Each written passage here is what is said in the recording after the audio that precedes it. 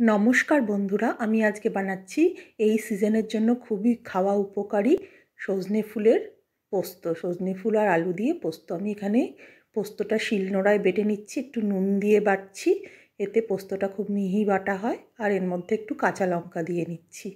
আপনারা চাইলে এটা মিক্সিতেও করতে পারেন। আমি একটু শিলনোড়ায় পোস্ত বাটা পছন্দ করি, তাই আমি শিলে বাটছি।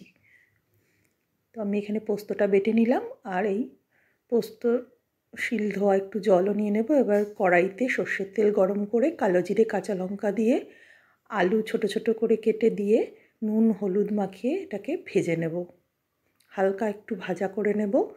যখন এটা হাফ সিদ্ধ হয়ে যাবে ঢাকা দিয়ে রাখার পর এর মধ্যে আমি সজনে ফুলগুলো দিয়ে দেব। দিয়ে এবার নুন হলুদ আর একটু দিয়ে দেব। দিয়ে এটাকে খুব ভালো করে মিক্সড করে নেব। নিয়ে এর মধ্যে আমি বেটে রাখা পোস্ত আর কাঁচা লঙ্কাটা দিয়ে দেবো, আর শিল ধোয়া একটু জলটা দিয়ে দেব।